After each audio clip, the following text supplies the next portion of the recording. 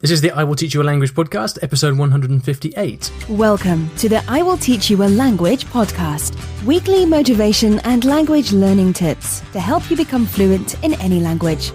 Now, here's your host, Olly Richards. Hello everybody, welcome back to the I Will Teach You a Language podcast. Very happy to have you here. If you're new here, please make sure to hit subscribe so you don't miss any episodes and you keep up with everything that's coming. It's a very exciting year of language learning stuff on the way, so make sure you keep up to date, subscribe to the podcast, and yeah, I've been good, apart from losing the use of my right leg over the last few days. I made the classic mistake of going to the gym on Saturday, having not been for a while, and said to myself, right, I'm gonna make up for the time I haven't been, and of course used weights that were far too heavy with my superhero complex, and I don't know, like I was fine on the day, but the next day, like something snapped in, I think one of my glute muscles in my right leg or something. It just must have torn or something because I just couldn't flex my right leg at all. And I've been hobbling around for like 3 or 4 days, which has been kind of inconvenient. Nevertheless, the show must go on. So I'm back with a podcast again today. So, yeah, good to be here. I'd like to thank the sponsors of the show, who, of course, are italki. And I've lost count of the number of times people say to me, I'm too busy to speak the language I'm learning.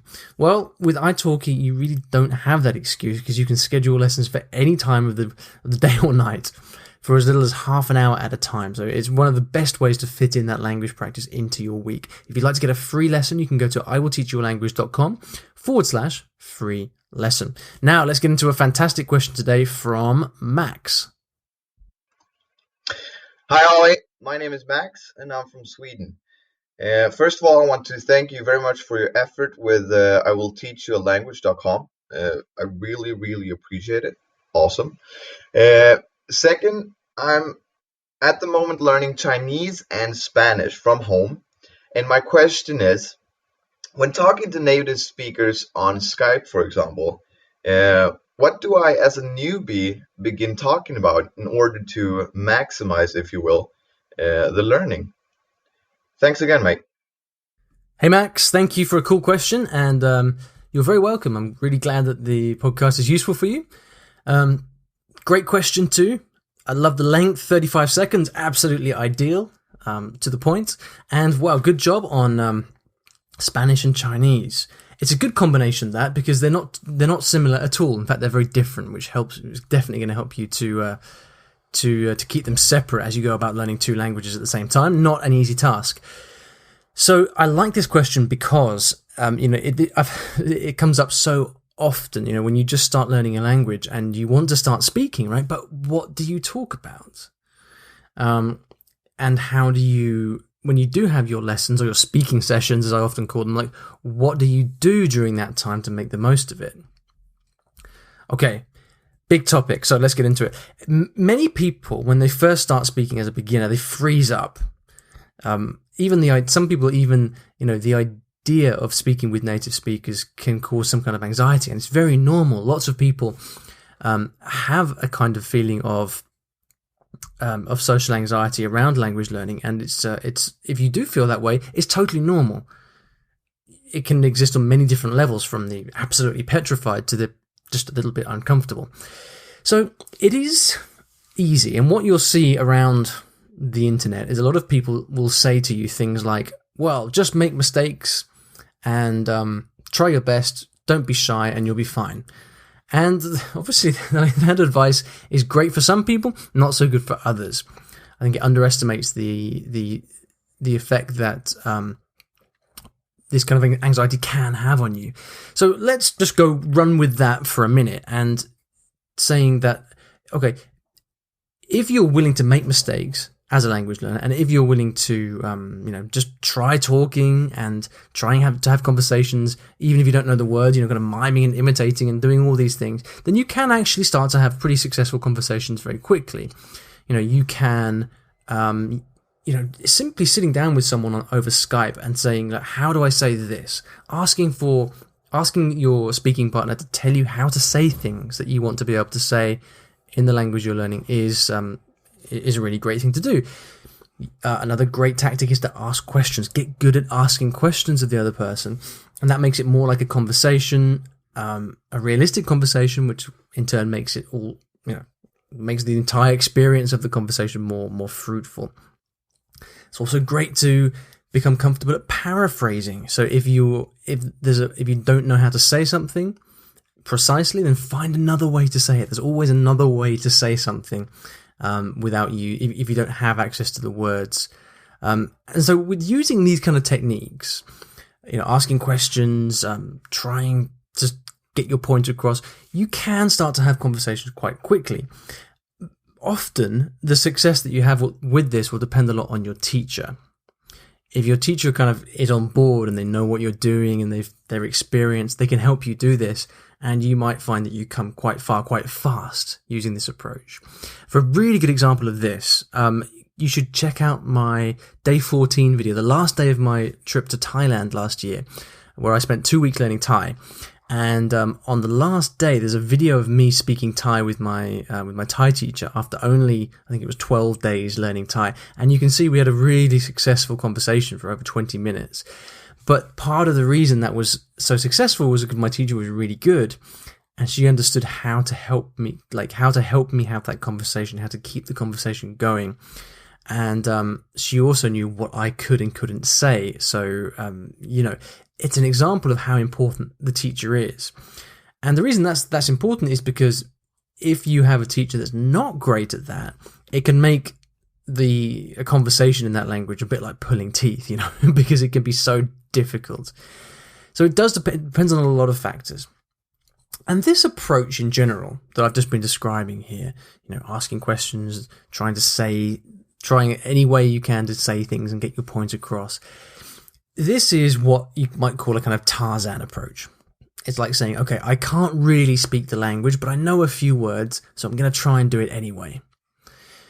Now, this is great for building your confidence.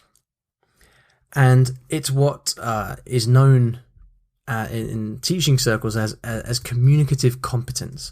It builds your communicative competence because it helps you figure out how to communicate and how to interact with native speakers. So in a simple level, it helps you get good at simply interacting. But the problem with this is that it tends to leave you with huge gaps.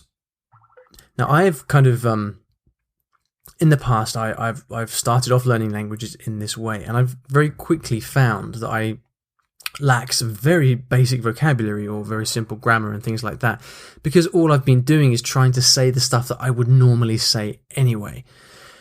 So it does have big drawbacks. If you feel, Max, that what you really want to do is just get that confidence and get speaking, you can use this kind of approach. But if you're feeling, which I'm sensing from your question, that you're maybe just not making very good use of the time and you want it to be more you want to use your time better, then you would probably benefit from a more structured approach. And this is what I tend to do most of the time now. In fact, I remember recently,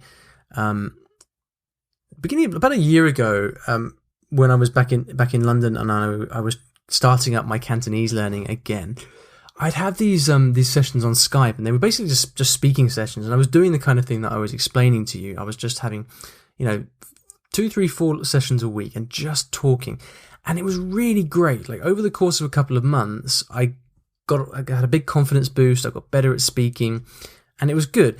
But then very quickly it stopped being so useful. I kind of plateaued out, right? So where I'm kind of coming down on now, having tried things from lots of different angles, is I think that as a beginner, a more structured approach is better because you're just guaranteed to cover the bases. It's much easier. You're not relying too much on your teacher to kind of mother you through the conversation, And so very simply, what the approach that I like to do now is to use, and I'm talking about the beginner stage here, is to have a textbook of some kind. Choose a textbook that you like in the language. And then the process is to firstly take one module from the textbook and study it yourself at home in your own time, learn the vocabulary, look at the grammar. And then when you come to talk with your teacher, what you do is you say, right, I want you to help me practice this stuff from the book. So then it works well because the teacher knows exactly what you want to do. You have a very specific set of things to practice. You don't have this kind of struggle to keep the conversation going. Both of you can have the textbook in front of you and you simply go through. You can practice the exercises. You can practice using the vocabulary. You can do different make-up sentences using the grammar, doing all these things. But I found that is probably the most profitable way of using your time as a beginner, because you are guaranteed, because you get time with your teacher, you get time to speak, but you're also guaranteed to cover all the important things that you should be learning in the language at that stage. The key vocabulary, the key grammar, and things like that. So that's the basic approach that I would recommend. I do find it to be different with different languages. When I learned Portuguese, because I already spoke Spanish, it was really just a question of sitting down with a language partner and chatting, literally, because Portuguese is very close to English. It's even closer to Spanish. And so as soon as I kind of learnt the key vocabulary that is similar between these languages, it was just it's very straightforward to change it from that point. Now, when I learned Asian languages, Japanese, Thai, Cantonese, it was totally different. I didn't have any hooks. I had nothing to rely on in that way. And so this, just sitting down and chatting, it didn't really work as well. It's definitely good to do in certain situations, but with these more distant languages, so Max, with Chinese in your case, there's so much to learn, and it takes so long, and you've got to build so much familiarity with the language that I think it's important to have this structured approach. So take the textbook that you like using and simply work through it, using your teacher to help you practice the things that you learn in each lesson.